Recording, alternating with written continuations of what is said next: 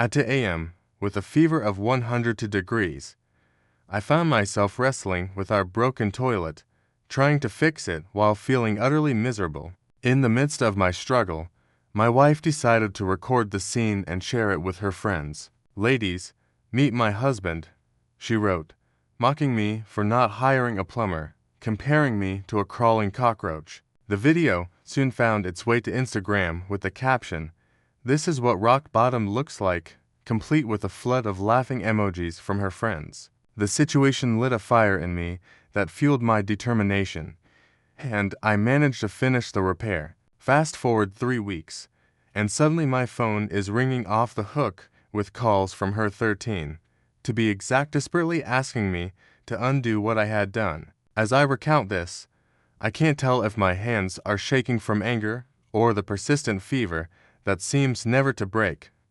So, allow me to introduce myself. I'm James, 35 years old, and up until recently, I believed I was part of a somewhat decent marriage with Shirley, who is 33. We've shared 9 incredible years together, with 7 of those years as a married couple. Luckily, or maybe strategically, our journey hasn't yet included kids. Reflecting back, it's clear I overlooked countless red flags blended, as one often is, by the closeness of the situation and unable to see the big picture. From the start, our views on money couldn't have been more different. I grew up in a household where financial struggles were the norm, forcing me to become a budgeting pro, complete with meticulous spreadsheets and a solid emergency fund. Shirley, on the other hand, had a much cushier upbringing. Her parents stepped in to cover her financial missteps until she was 26, and old habits, as they say, are hard to break. The last couple of years have been an economic roller coaster. An unpredictable housing market sent our rent soaring not once, but twice. I've hustled harder than ever, clocking extra hours at work and juggling side gigs on weekends to make ends meet. Meanwhile, Shirley seems to be living in a parallel universe where we're endlessly wealthy. Her wardrobe is regularly refreshed. She delights in lavish dinners with friends, and subscribes to an array of monthly boxes like we're swimming in luxury. Every time I'd mention it, she'd roll her eyes and accuse me of being overly dramatic or ruining the fun. Fast forward to 3 weeks ago. I had been working back-to-back shifts, fueled solely by energy drinks and protein bars. I crawled home around midnight, utterly exhausted and feeling awful. I had chills, a pounding headache, the whole gamut, but I soldiered on, took my temperature, and saw it hit 102. All I wanted was to gulp down some medicine and collapse into bed. But when I finally dragged myself upstairs, I was greeted by a minor flood. The toilet in our main bathroom was overflowing, water pooling everywhere, and there was Shirley, oblivious to the chaos around her, engrossed in her phone. "I've been texting you for hours," she said, eyes still glued to the screen. Apparently, it had started leaking after she flushed, and things only got worse from there. I asked why on earth she didn't call an emergency plumber, and she had the audacity to scoff, saying, "Do you know how much those cost? We can't afford that right now." It was unbelievable. This, coming from a woman who just last week splurged $300 on a skin cream because some influencer promised it would completely transform her life. But hey, that's a story for another time. Picture this. It's 2 in the morning. I'm feverish and exhausted, kneeling in front of the toilet, trying to figure out why it's not working. Turns out, the issue was a blockage, no doubt thanks to those so-called flushable wipes Shirley insists on using, despite my repeated warnings that they could ruin our plumbing. There I was, wrestling with the plunger, and eventually, I had to remove the entire toilet to check the trap. Meanwhile, Shirley stood in the doorway, arms crossed, letting out these exasperated sighs like I was somehow putting her out. I was so consumed with the task and trying not to pass out face first into the mess that I didn't realize she was recording me with her phone. I only noticed when my own phone buzzed with a notification. You see, Shirley and I have a shared photo album that sometimes updates with media from her group chat. Suddenly, my screen lit up with an image of me, looking helpless and bedraggled, surrounded by disassembled toilet pieces. Here's the revised text. She had sent the photo with a caption that made my heart sink. Ladies, feast your eyes on my sorry excuse for a husband. Can't even hire a plumber, so he's on the floor like a desperate bug. It read. As I saw those words, it felt as if a bucket of ice water had been poured down my spine. The chill of embarrassment was unmistakable. She must have noticed the shift in my expression because she quickly tried to brush it off, saying, "It's just a joke. My friends know I'm kidding." But the responses in the chat told a different story, long emojis and comments like, "Oh my god, poor you. Stuck with Mr. Fix It. Even worse," someone pointed out.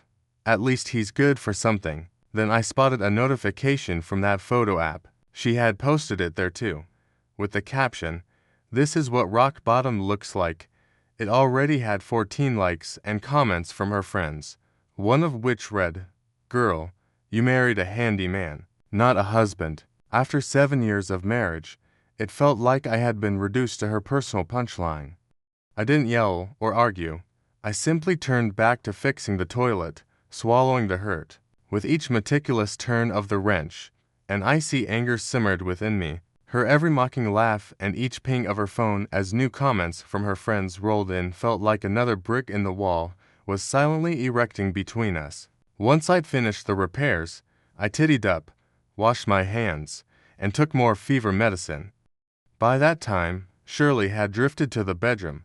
Without a word, I picked up my pillow and retreated to the spare room. There, I lay staring at the ceiling, replaying 7 years of being the butt of cruel jokes, 7 years of fixing everything while she led us into debt, and 7 years of hearing, "James, you're just as sensitive. That's just how I am." The next morning, while Shirley was still asleep, I checked our bank account on my phone. My heart sank at the sight of a pending charge from an online shoe store, $320 for a pair of shoes she had ordered.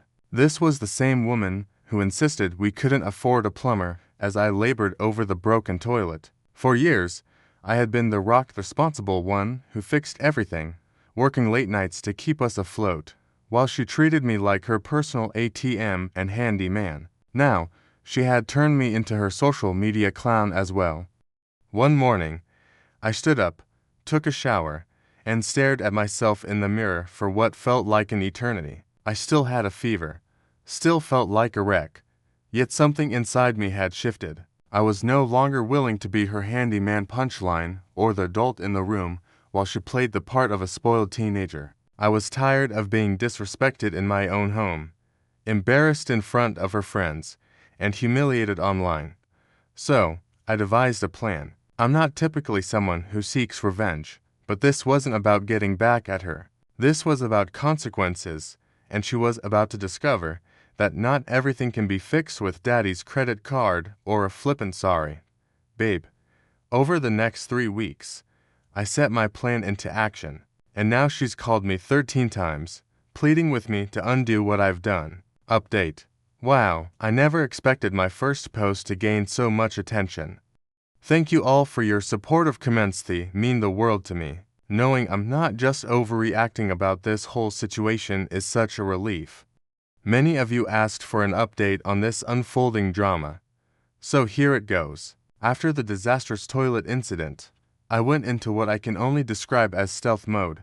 On the outside, I played the role of the perfect husband, James, the fixer of all things, the diligent worker, the ever-patient listener to Shirley's endless complaints about her supposedly stressful part-time job at the boutique. But on the inside, I was exhausted and ready to call it quits. The morning after Toiletgate, I somehow managed to keep up appearances, despite my lingering fever, hovering stubbornly around 100 degrees. I forced myself through the usual routine, making coffee, giving Shirley a goodbye kiss while feeling out of sorts.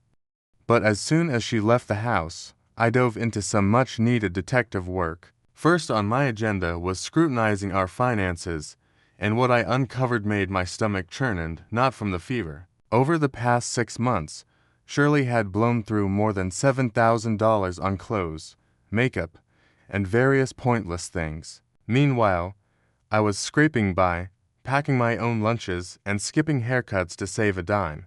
To top it all off, she'd withdrawn from our house repair fund 3 times to bankroll weekend getaways with her friends, fabricating stories about her share being just a couple of $100 each time. Yet, as infuriating as the financial betrayal was, it wasn't what cut the deepest. While searching through our shared cloud storage for bank statements, I stumbled upon a folder mysteriously named Hubby Yellow Wells. Curiosity got the better of me, and what I found inside was devastating. The folder housed hundreds of screenshots of text conversations between Shirley and her friends. They spanned years and were filled with jokes at my expense making my clothes, my blue-collar lifestyle, my manner of speaking.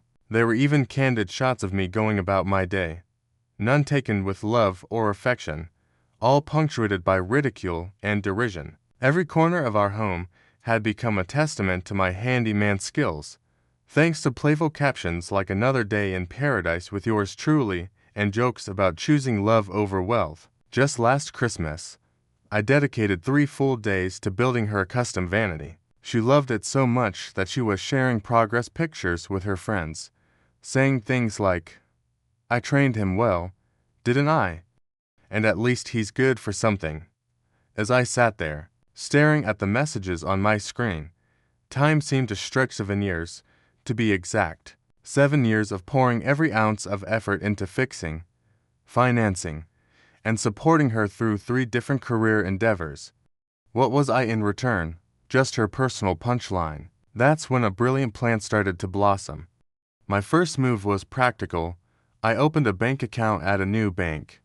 I began discreetly redirecting part of my paycheck there. It was subtle enough to go unnoticed, but enough to weave a little safety net. Next, I threw myself into a crash course on our home systems. I spent countless late nights, after she went to bed, diving into online tutorials, studying forums, and scribbling detailed notes on everything from plumbing to electrical and HVAC systems. I ordered parts intermittently to maintain the facade of regular maintenance. Then came the piece de resistance: installed a smart home system, pitching it to her as a savvy way to cut down on utility bills and boost the house's market value. She was thrilled, sharing the news across her social media. But what she didn't know was that I had set it up with layers of passwords and failsafes known only to me personal mission control for what was next. The real genius, if I do say so myself, was in the subtle modifications I made over the following weeks. Small, virtually invisible tweaks to various systems around the house ensured that they would eventually need a very specific touch to be fixed. For instance, I installed unique valve restrictors in certain water lines that would slowly create quirks needing precise expertise to correct. Over time, I began to subtly decrease the water pressure and reprogram the thermostat with settings that made certain areas of the house slightly uncomfortable at particular times. These were small adjustments, very noticeable at first. Meanwhile, I collected evidence of her excessive spending and hurtful messages mocking me, backing it all up in triplicate, not for blackmail or anything shady, but to help me maintain my resolve when the inevitable guilt trips would start. About 2 weeks in, I unexpectedly crossed paths with Shirley's friend Oakley at the grocery store. This was the same person who had cruelly remarked, "At least my husband earns enough, so we don't have to watch silly tutorials about plumbing," on a post where Shirley had publicly ridiculed me for my toilet repair attempts. While I was gathering some ingredients for dinner, Oakley approached me with a syrupy sweet demeanor, inquiring how I was doing after supposedly feeling unwell during my repairs. I met her gaze and replied with a calm smile, "I'm feeling much better. Thanks. It's nice to finally meet the person who found my public embarrassment so entertaining," and added that I hoped her husband's impressive salary would cover a professional plumber. When her toilet finally clogged, her expression was priceless, and as I walked away, leaving her speechless, I savored the small victory. It felt amazing. By week 3, I had found a modest but neat apartment on the other side of town. It wasn't luxurious, but it was clean and practical. I paid the deposit and the first month's rent, and began discreetly moving my essential belongings there when Shirley wasn't around. Important documents, family photos, treasured keepsakes from my grandparents.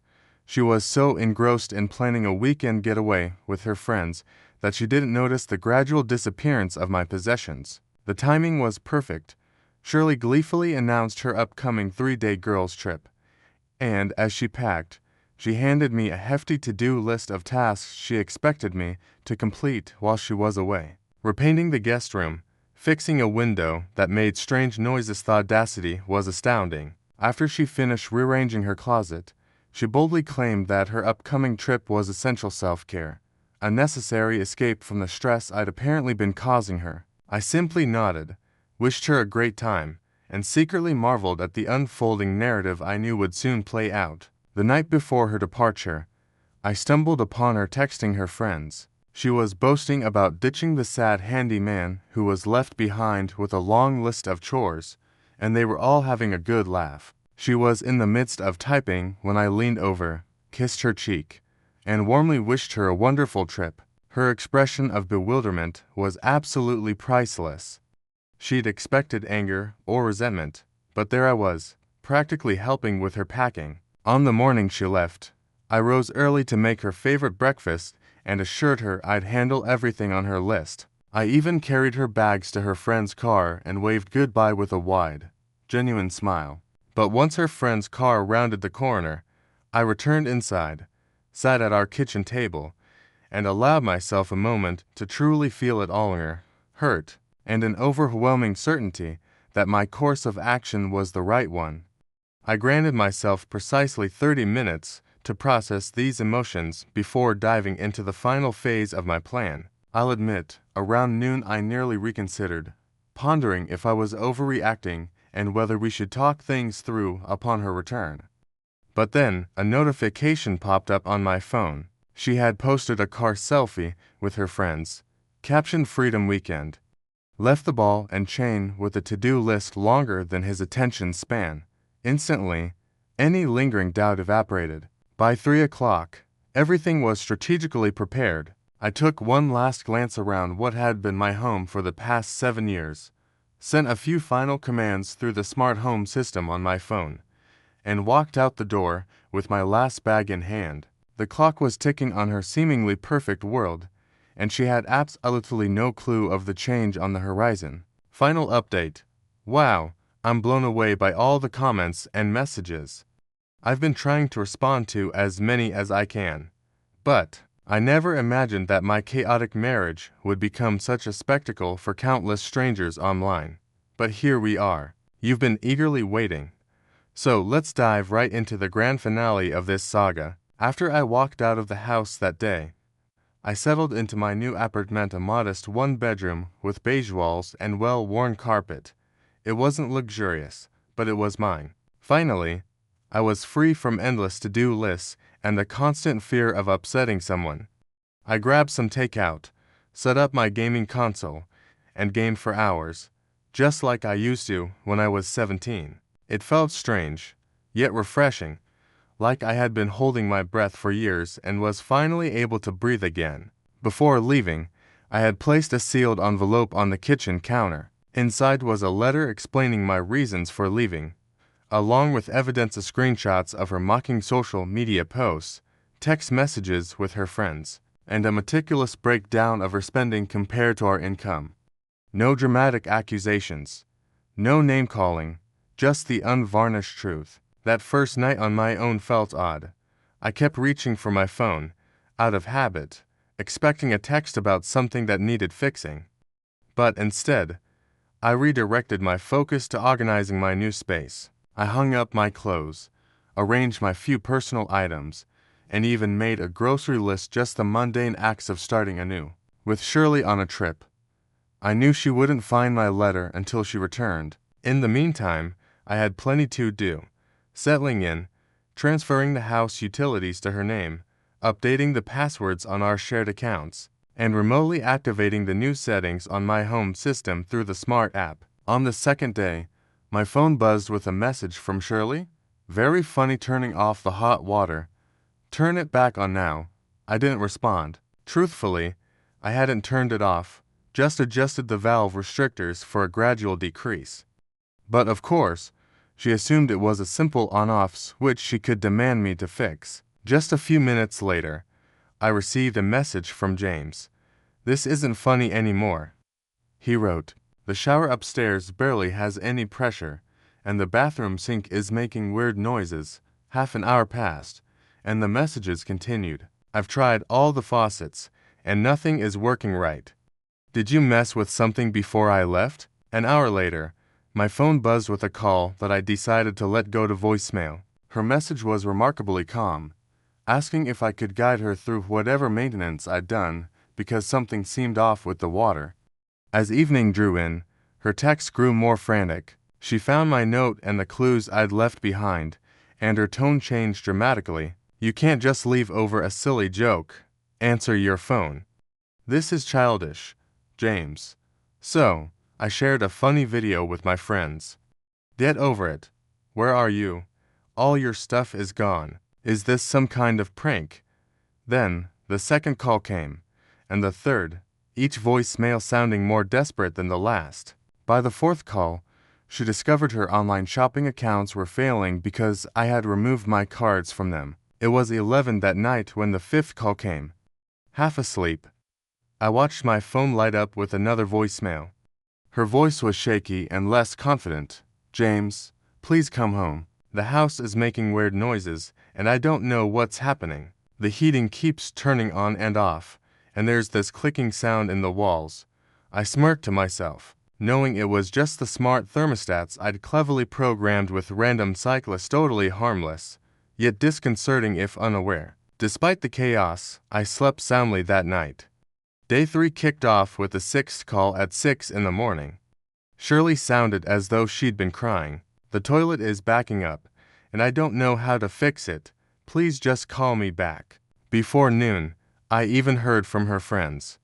Oakley texted me a long paragraph, brimming with insults and threats, chastising me, the pathetic man, for abandoning Shirley over a mere joke. I responded with a single screenshot message where Oakley had once suggested Shirley should find someone new. It was all just a tangled web of emotions and misunderstandings. But for now, I was resolute in my silence. After realizing that her career prospects were on hold, she didn't text again. Calls 7 and 8 came in rapid succession around dinner time, as the house slowly began to mirror the chill in our relationship. The smart thermostat was subtly lowering the temperature, just enough to be uncomfortable. Meanwhile, the water pressure continued its scheduled decline, and the garbage disposal began to emit a threatening grinding noise, something I had routinely managed with ease before. That night, she made her first social media post since returning home, with a poignant message: "Sometimes you don't appreciate what you have until it's gone." Thinking deeply tonight. No laughing emojis this time, just a raw, honest reflection. By day 4, reality had truly set in. That morning, she tried to order breakfast delivery only to discover that our joint account was nearly depleted, sparing just enough for the essential bills. My paychecks were now going to my new account. She had always leaned on my income for anything beyond her basic expenses. Calls 9 and 10 were pure panic. "James, I can't access any of the accounts. My card was declined at the grocery store. This isn't funny anymore." Even our neighbor chimed in with concern. "What you've done to the house could lower our property value. Please just come fix it," they pleaded. It was around noon when I finally answered call number 11. It seemed the right moment to have a conversation. Her voice was almost unrecognizable, a whirlwind of anger, fear, and confusion. She oscillated between accusing me and begging for help, questioning why I had left the house in such a state, and demanding to know my whereabouts. I calmly explained that there was no sabotage involved. I had simply ceased doing the chores that had always been my responsibility. The house was functioning exactly as it would for someone whose partner didn't know how to fix things, who would need to call in a professional for every minor issue. A whole lot less in the grand scheme of things. Her voice trembled with uncertainty, as if hoping that the echoes of past joys could somehow bridge the chasm between us. When I first answered her call, frustration painted me in harsh sarcasm had felt like a pathetic excuse for a husband skulking around like a desperate cockroach. The silence on her end stretched so long I wondered if she'd hung up. But finally, in a voice as fragile as glass, she asked what it would take for me to come back. I laid down my terms clearly, a public apology on the same social platforms where she'd humiliated me, complete financial transparency from that moment forward, and a commitment to couples therapy. Once I spoke my piece, I hung up. By the evening's 12th call, she agreed to my conditions, her voice cracking under the weight of regret as she asked when I could come home. I told her the truth that home wasn't home anymore for me. Still, I promised to help fix the house issues once she posted the apology. The following morning, I opened social media to find her surprisingly candid post. She owned up to taking me for granted, mocking me publicly, and mismanaging our finances, expressing genuine shame and acknowledging that I deserved better. No excuses, no blame shifting, just raw honesty. As I read through the astonished comments from her circle, call 13 buzzed in. She was sobbing, realizing only in the absence of my presence how much she relied on me. Her friends, too, were in disbelief, questioning their own husband's inability to fix what I could. Yet the crucial moment of our story came not from her tears, but from her words. She confessed, "I didn't realize how good I had it with you handling everything. No one else would put up with me like you did." Absent were the words that might have mattered most. Love, miss, sorry? I stood in that familiar place later, that day, fixing things under her watchful, silent gaze from the doorway. I detailed the systems and how to care for them, leaving behind instructions and contacts for local repair services. Her attempts to reconnect a touch on the arm, a brush of my shoulder fell flat, overshadowed by the distance between us. As I gathered my tools, she asked if this was truly the end, if 7 years could simply dissolve into a memory. Her words lingered, mingling with the scent of home repairs, but I knew, endings, too, must be acknowledged for any chance of new beginnings. I confessed to her that she had meant everything to me, and therein lay the probleme had given my all, while she only offered mockery in return. We eventually decided to sell the house and divide the assets, with her staying at her parents' place in the meantime. Her social media presence has been eerily silent since then. It's been 2 months now, and I've settled into my new apartment. I've started hiking on weekends, joined a local gaming group, and even braved an awkward date that ultimately led no hairbit. It was a beginning. Yesterday, I unexpectedly bumped into Oakley at the grocery store. She quickly averted her eyes, grabbed her things, and practically sprinted to a different checkout line. I guess screenshots really don't forget. Sometimes, I'm haunted by the thought that I might have gone too far, wondering if there was a way to talk things out with Shirley. But then, I vividly recall her laughter echoing around me while I struggled to fix a toilet with a fever of 102. 7 years of being the punchline to her jokes flashed through my mind, and I realized that some broken things just can't be repaired, even by a handy man.